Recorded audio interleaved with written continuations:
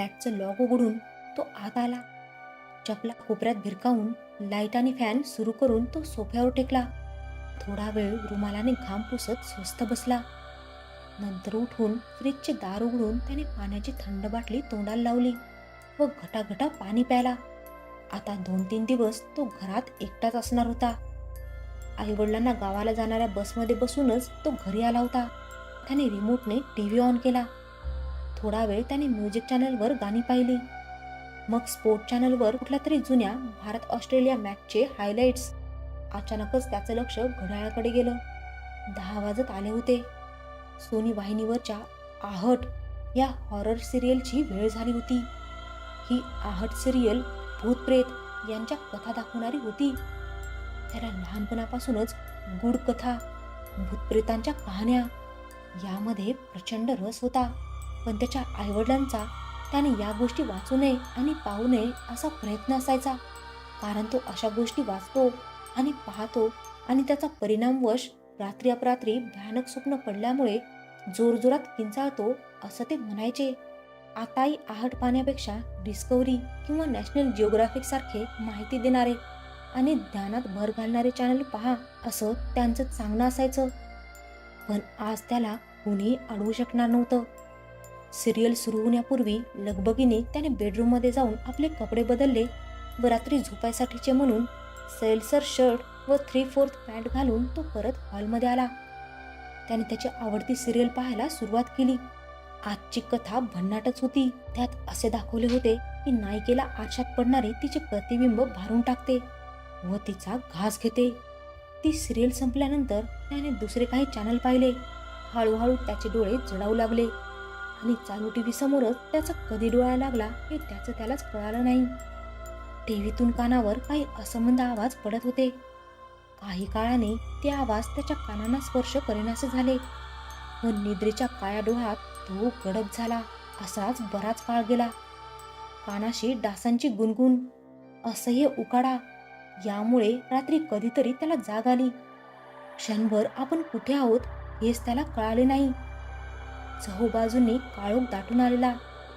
Light गेलेली दिसते, फॅनही बंद आहे, त्यामुळेच तर उकडतंय. त्याच्या मनातील विचारांचे चक्र सुरू झालं. बाहेर कुत्र्यांचा भुंकण्याचा आवाज येत होता. वैतागून त्याने समोर अंदाजाने हात फिरवला. हाताशी टीपॉयवर ठेवलेले वर्तमानपत्र लागले. त्याने तो स्वतःला वारा घालू लागला. हळूहळू डोळे अंधाराला सरावू लागले. आधी त्याला त्या दृश्याची तीव्रता जाणवली नाही, पण जेव्हा ती कळाली तेव्हा त्याच्या काळजात जर झालं. खिडकीच्या काचेआडून आपल्याला कोणीतरी पाहते असे त्याला जाणवलं. काचेवर ती काळी आकृती पसरली होती. मध्ये मध्ये ती डोलायची. थोडा वेळ तो बसल्या जागी चुरबुळत राहिला. शेवटी मनाचा हिया करून तो उठला व परत भीतीने त्याच्या पायात बेड्या घालण्याआधीच झपाट्याने खिडकी बंद करण्यासाठी तो खिडकीकडे गेला. जणू काही खिडकी बंद केली तर त्या आकृतीला आत शिरता येणार नाही असं कुठेतरी त्याचं अंतर्मन त्याला सांगत होतं. खिडकीजवळ गेल्यावर मात्र स्वतःचा मूर्खपणा कळाल्यामुळे तो स्वतःशीच हसला. त्याच्या मनाभोवती आवळलेला भीतीचा पाश सुटला आणि त्याला हायसं वाटलं. खिडकीसमोरच्या झाडाची सावली तिच्या काचेवर पडली होती. त्याने अर्धवट उघडी खिडकी असलेली आता सताड उघडली. गार वाऱ्याची एक झुळूक त्याच्या चेहऱ्याला स्पर्श करून गेली. उत्साहित मनाने त्याने खाली पाहिले तर खाली कोणीतरी त्याच्याकडेच पाहत उभे होते. त्याला वाटलं आपल्याला भास होतोय, पण नाही, तो त्याच्याकडेच एकटक पाहत होता. तो शहारला आणि लगेचच खिडकी बंद करून मागे वळला. भीती परत चोरपावलांनी त्याच्या मनात शिरली होती. त्यात आज पाहिलेल्या आहटच्या एपिसोडचा हँगओव्हर. तो पुढे जायचा प्रयत्न करू लागला तेव्हा त्याला कोणीतरी त्याचा शर्ट मागे खेचते असा भास झाला. भास नव्हे तर खरोखरच शर्ट कोणीतरी खेचत होते. त्याच्या मानेवरून एक घामाचा थंड उघळ शर्टाच्या आत झिरपत गेला. धीर एकवटून तो मागे फिरला आणि त्याचा जीव भांड्यात पडला. त्याचा शर्ट खिडकीच्या स्टॉपरमध्ये अडकला होता. मग अचानकच त्याला आठवले की तो एकटकच त्याच्याकडे पाहणारा. एका तिमिरीत त्याने खाडकन खिडकी उघडली व खाली पाहिलं. आता त्या व्यक्तीसमोर शेकोटी पेटलेली होती व तो त्या ज्वालांकडे पाहत स्वस्थ बसला होता. अरे, हा तर आपल्या कॉलनीतील वेडा दिसतोय. याला सुद्धा आपण घाबरू लागलो. काही खरं नाही आपलं. मान हलवत तो समाधानाने सोफ्यावर येऊन बसला. असाच काही काळ गेला आणि त्याला कोणाच्या तरी कुजबुजण्याचा अस्पष्ट आवाज आला. मनाचा भ्रम असेल म्हणून त्याने त्याकडे दुर्लक्ष केलं. पण तो आवाज परत येऊ लागला. माळ्यावरून तो आवाज येत होता. काही एक निश्चयाने तो उठून धडपडत स्वयंपाकघरात गेला. चाच पडत त्याने फरताळावरचं मेणबत्तीचं पाकिट उचललं. एक मेणबत्ती काढली आणि लायटरने शेगडी पेटवली. शेगडीच्या प्रकाशात त्याला एकदम बरं वाटलं. त्या शेगडीच्या ज्वालावर त्याने मेणबत्ती प्रज्वलित केली. मग एका हातात मेणबत्ती व दुसऱ्या हातात हॉलच्या दरवाजाच्या कडेला ठेवलेला स्टूल उचलून तो माळ्याच्या भिंतीखाली ठेवला. एका हातात मेणबत्ती धरून तो तोल सावरत तो स्टूलावर चढला व मेणबत्तीच्या प्रकाशात माळ्यात बघू लागला. मेणबत्तीच्या थरथरत्या प्रकाशात माळ्यावरील अडगळीचं सामान जणू सावजाची वाट बघत दबा धरून बसलेल्या हिंस्र प्राण्यांसारखं वाटत होतं. आता कुजबुजीचा आवाज वाढला होता. तेवढ्यातच त्याच्या हाताला मेणाचा चटका बसला आणि मेणबत्ती त्याच्या हातातून निसटली. एकदम काळोखाने माळा गिळून टाकला. जमिनीवर मेणबत्तीचा प्रकाश शेवटचे आचके देत होता. तो भारल्यासारखा समोर पाहत होता. दोन लुकलुकणारे डोळे त्याच्याकडे अंधारातून पाहत होते. तेवढ्यातच त्याच्या डावीकडे त्याचं लक्ष गेलं. तिथे असेच दोन लुकलुकणारे डोळे होते आणि अचानकच त्याला जाणवलं ते डोळे वेगाने त्याच्याकडे झेपावत आहेत. हे जाणवताच तो थरथरत लगेचच खाली उतरला. त्याच्या हृदयाचे ठोके त्याला स्पष्टपणे ऐकू येत होते व ताण असह्य होऊन बेडवर त्याने अंग टाकून दिले. थोड्या वेळाने त्याच्या हृदयाचे ठोके पूर्ववत झाले. तो बेडच्या मागच्या भिंतीला टेकून बसला होता. त्याने सभोवार पाहिले. बेडरूममध्ये बाहेरचा चंद्रप्रकाश पसरला होता. त्या चंदेरी करड्या प्रकाशाचा डंख होताच निर्जीव वस्तू झडझडून उठून बसल्या आहेत असं त्याला भासलं. जणू त्यांच्यात त्या जादुई प्रकाशाने जीव ओतला होता. नक्कीच काहीतरी मायावी होत होतं त्या प्रकाशात. मोहवणारं, भुलवणारं, ओढ वाटावयास लावणारं. त्या प्रकाशात वस्तूंचे नेहमीचे आकार गळून पडले. त्यांचा मुखवटा अचानकच सरकला होता आणि आतमधलं विद्रूप आणि भयकारी असं रूप बाहेर पडलं. भिंतीवरच्या फोटो फ्रेममध्ये बंदिस्त झालेले त्याचे आजोबा आज नेहमीप्रमाणे मायाळू वाटत नव्हते. जणू काही त्यांच्या चेहऱ्याचा कोणी दुसराच उग्र माणूस त्या फ्रेममध्ये आज येऊन बसला होता. त्याने डावीकडे पाहिलं आणि तो टरकलाच. खुंटीला लटकवलेले कपडे शीर नसलेल्या धडासारखे दिसत होते. जणू काही ते अधांतरी तरंगत होते. घड्याळाची टिकटिक ऐकून तो भानावर आला. त्याच्या मनात भयाबरोबर आता उत्सुकतेने चंचू प्रवेश केला होता. त्या उत्सुकतेनेच त्याला ढुशा मारून उठावयास भाग पाडले. तो त्या चंदेरी करड्या धुक्यात शिरला. स्वतःला चाटत बसलेल्या हिंस्र प्राण्याप्रमाणे निवांत पहुडलेल्या कपाटाचा दरवाजा त्याने उघडला. दरवाजा उघडताना झालेला आवाज गर्भवतीने घासल्यासारखा त्याचं काळी चिरत गेला. कपाटाने तोंड आवासलं. तो आत डोकावला. कपाटाचा ड्रॉवर त्याने बाहेर खेचला. हाताने आतील आकार चाचपडत त्याने टॉर्च बाहेर काढला. टॉर्च ऑन केला. आजूबाजूला त्याचा प्रकाशझोत टाकला. नंतर अग्नीच्या साह्याने जगणाऱ्या आदिमानवाप्रमाणेच तो टॉर्चच्या पिवळ्या प्रकाशात अस्त्र पेलत मनातल्या धाकधुकीला दडपण्याचा प्रयत्न करीत बेडरूम बाहेर पडला.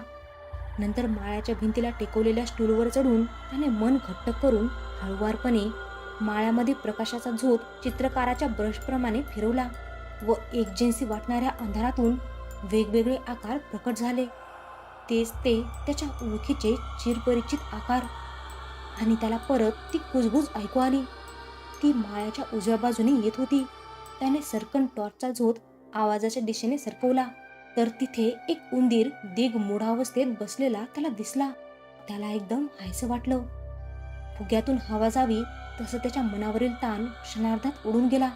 तो स्टूलावरून खाली उतरला व सरळ बेडवर जाऊन पसरला. बराच वेळ तो उकडत असल्यामुळे या कुशीवरून त्या कुशीवर असं तो करत होता. परंतु कालांतराने झोपेनेच त्याला गिळले. असेच कधीतरी रात्री थंड वारे त्याला चाटू लागले. सुखानंदात चूर होऊन तो निद्रेच्या बाहुपाशात अजूनच घट्टपणे विसावला आणि त्या आवाजाने परत त्याच्या मनाच्या भिंतीवर भीतीची पाल चुकचुकली. आधी दुरून येतोय असं वाटणाऱ्या त्या मंद धडधड आवाजाने झपाट्याने वरची पट्टी गाठली आणि मुस्काट फोडून त्याला जागं केलं. तो आवाज कपाटाच्या दिशेने येत होता. कोणीतरी कपाटाचं दार आतून जोरजोरात बडवत होतं. भीती थंड सर्पासारखी त्याला वेटोळे घालू लागली.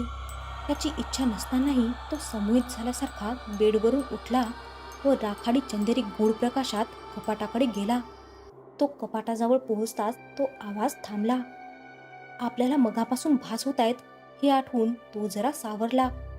त्याने एका दमात कपाटाचा दरवाजा उघडला आणि कपाटात बसलेल्या तिला पाहून त्याचे पाय जणू जमिनीतच रुतले. हिरवं लुगडं नेसलेली ती गुडघ्यात मान टाकून बसली होती. केसांमुळे तिचा चेहरा झाकला गेला होता. काळ जणू स्तब्ध झाला होता. त्याला दरदरून घाम फुटला. भोवळ आल्यासारखं वाटत होतं, गरगरत होतं. तेवढ्यातच तिने मानेला एक हिसडा दिला व खदखद हसत त्याच्याकडे पाहू लागली. पांढरी बुबुळ, मळवट भरलेलं कपाळ आणि ते भेसूर हसणं. त्याच्या हातापायातलं त्राणच गेलं. तरी लुळ्या पायांनी कसंबसं खुरडत तो बेडरूम मधून बाहेर पडला. मागे तिच्या खदखद हसण्याचा आवाज त्याला ऐकू येत होता. बाहेरही चंदेरी करड्या प्रकाशाने आता हातपाय पसरले होते. सर्वत्र मंतरल्यासारखं धुरकट वातावरण होतं. समोर स्टूल दिसताच तो त्यावर चढून माळ्यावर गेला. आता तो माळा त्याला सुरक्षित वाटत होता. थोड्या वेळाने तिचा आवाज शांत झाला. तो थरथरत माळ्यावरच बसून राहिला. आपणही आईबाबांबरोबर गावी गेलो असतो तर बरं झालं असतं असं त्याला वाटू लागलं.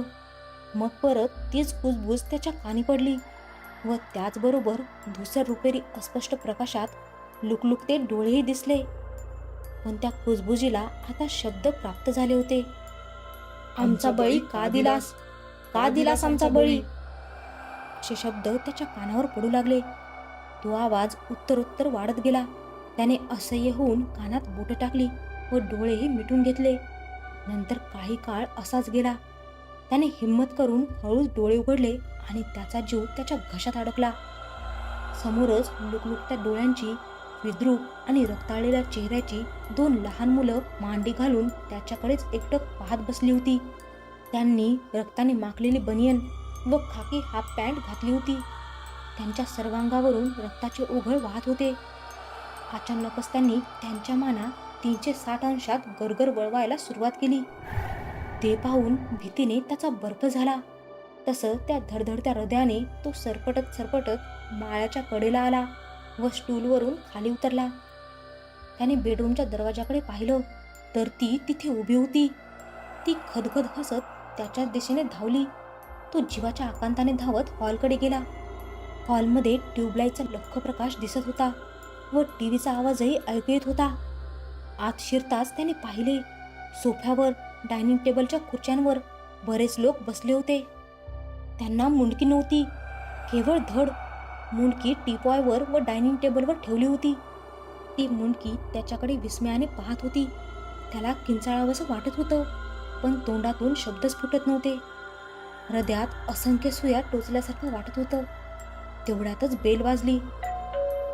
कोणीतरी आपल्यासारखंच मानवी अस्तित्व दरवाजाबाहेर असावं व ते आपल्याला या अमानवी शक्तीपासून वाचवेल. कदाचित आईबाबा आले असतील अशा आशेने तो भेलकांडतच दरवाजाकडे झेपावला. दरवाजा उघडला तर समोर मगाचचा वेडा उभा होता. त्याला त्या वेड्याचा खूप आधार वाटू लागला. तेवढ्यातच त्याच्या मागे ती उभी असलेली त्याला दिसली आणि त्याचं उरलं सुरलं अवसानही गळालं. वेडा दरवाजाबाहेरच उभा राहून त्याच्याकडे पाहत बेल वाजवत राहिला. त्याने मागे पाहिले तर हातात आपलीच मुंडकी घेऊन धड उभी होती. त्याच्या पायाशी 32 लहान मुलं मांडी घालून मान गरागरा फिरवीत बसली होती. समोर ती उभी होती. आता त्याचं हृदय भीतीने पिळवटून निघालं. त्याच्या हातापायात गोळे आले. तिचा थंड आणि वृक्ष आणि खरखरीत हात त्याच्या गळ्यावर होता. तिची नखं त्यात रुतली होती. ती हळूहळू त्याचा गळा घोटत होती. तिचा चेहरा त्याच्या चेहऱ्याजवळ होता. तिची पांढरी बुबुळ जणू त्याच्या बुबुळांना स्पर्श करत होती. वेडा अखंड बेल वाजवत होता. त्याचा श्वास आता गुदमरत होता. तिच्यापासून सुटण्याचा एक शेवटचा निकराचा निष्फळ प्रयत्न त्याने केला, पण तिने आपली पकड अधिकच घट्ट केली. त्याचा श्वास कोंडला गेला. मग छातीत सुरा खुपसल्यासारखी एक अतीव वेदना आणि नंतर सगळं शांत झालं. बराच वेळ बेल वाजूनही कोणीच दरवाजा उघडला नाही. म्हणून दरवाजाजवळ दुधाची पिशवी ठेवून दूधवाला निघून गेला. आतून टीव्हीचा आवाज येत होता, तरी कोणी दरवाजा उघडत नाहीये याचं आश्चर्य करत तो गेला. तेच पेपरवाल्यासोबत आणि कचरा गोळा करायला आलेल्या त्यांच्यासोबतही तेच घडलं. संध्याकाळ झाली. समोर राहणाऱ्या आजोबांनी बेल वाजवली. दिवसभर दरवाजाबाहेर पेपर, दुधाची पिशवी पडलेली आहे आणि या पोराने अजूनही ती घरात घेतली नाही. आई बाबा गावी गेले तर थोडं जबाबदारीने वागावं ना. आजकालची मुलं आयदी झाली आहेत. केवढा हा आळशीपणा, असा विचार करत ते बेल वाजत होते. पण दरवाजा काही उघडला नाही. आतून टीव्हीचा आवाज तर येतोय. मग त्यांनी जोरजोरात दरवाजा ठोठावला. त्याला हाक मारली, पण दरवाजा बंदच. त्याला आजोबांनी लँडलाईनवर, मोबाईलवर फोन लावून पाहिला. फोनच्या रिंगचा आवाज आतून येत होता, मात्र फोन कोणीच उचलला नाही. त्यांनी मग वॉचमनला बोलावून आणले. त्याने प्रयत्न केला, पण आतून काहीच प्रतिसाद नाही. आजोबांनी त्या मुलाच्या बाबांना फोन लावला, तर ते म्हणाले की ते सकाळपासून त्याला फोन लावत आहेत, पण त्यांचा फोनही त्याने उचलला नाही. त्याच्या 2-3 मित्रांना मग त्याच्या बाबांनी फोन लावले, पण तो आज कोणालाच भेटला नाही असे कळाले. नंतर त्याचे बाबा फोनवरून सोसायटीच्या चेअरमन आणि सेक्रेटरींशी बोलले आणि चावीवाल्याला बोलावून आणायचं ठरलं. चावीवाला आला. नवीन चावीने लॅच उघडून आजोबा, वॉचमॅन, चावीवाला, सेक्रेटरी आणि चेअरमन आणि सोसायटीतली काही माणसं आत शिरली. हॉलचा लाईट, पंखा सुरू होता. टीव्हीही चालू होता. ते बेडरूममध्ये गेले, तर बेडवर डोळे सताड उघडे ठेवून छताकडे पाहत तो पडला होता. त्याचा एक हात छातीवर होता. त्याचा श्वास सुरू नव्हता. हे पाहून सगळे हादरले. बिल्डिंग शेजारच्या डॉक्टरांना बोलवण्यात आलं. त्यांनी तो मृत झाल्याचं घोषित केलं. मग पोलीस, त्याच्या आईवडिलांना बोलावणं, पोस्टमॉर्टम वगैरे. पोस्टमॉर्टममध्ये मृत्यूचं कारण सांगण्यात आलं. हृदयक्रिया बंद पडून मृत्यू. एवढ्या तरुण मुलाला हार्ट अटॅक कसा आला याचं सर्वांनाच आश्चर्य वाटलं. असं कसं काय घडलं असावं त्याच्या बाबतीत, याबद्दल लोक तर्कवितर्क लढवत होते. त्याच्या मृत्यूमागे मात्र होती त्याला वाटणारी आत्यंतिक भीती. भय या भावनेची ताकदच अशी जबरदस्त आहे. ही भावना मुळात सजीवांमध्ये नैसर्गिक आपत्ती, शत्रू यापासून स्वतःचे रक्षण करता यावे म्हणून उपजतच असते. ही भावना त्यांना सावध राहायला शिकवते. याच भावनेच्या आधाराने पुढे कल्पनेने मानवाने भूतप्रेत, पिशाच्च, सैतान, हाडळ, डाकीन, काळी जादू यांची निर्मिती केली. त्यांच्या कथा रचल्या. त्यावर दूरचित्रवाणी मालिका आणि सिनेमे काढले. सिनेमा आणि मालिकेतल्या भीतीदायक गोष्टी अनुभवण्याची चटक मानवी मेंदूला लागली. परंतु काही माणसं कमकुवत मनाची असतात. ह्या भूतप्रेताच्या गोष्टी त्यांच्या मनावर खोल परिणाम करतात. त्यांच्या सुप्त मनामध्ये या गोष्टी अजगरासारख्या सुस्त पडून असतात. पूरक वातावरण मिळताच त्यांच्या नकळत हा अजगर त्यांना आपल्या वेटोळ्यांमध्ये गुरफटून घेतो व गुदमरून टाकतो. त्याच्या बाबतीतही हेच घडलं. भित्रा स्वभाव, त्यात रात्रीचा एकटाच घरी, भूतप्रेताची मालिका पाहिलेली, लाईट गेलेली त्यामुळे अंधार, विविध आभासांमुळे त्याच्या मनावर आधीच ताण होता. त्यात भर पडली ती भयानक स्वप्नांची. मग काय, भयाने आणि भीतीने आपलं काम चोख बजावलं व त्याचा बळी घेतला. भयाचा हा खेळ बहुतेक मानवी अस्तित्वाच्या अंतापर्यंत असाच सुरू राहील.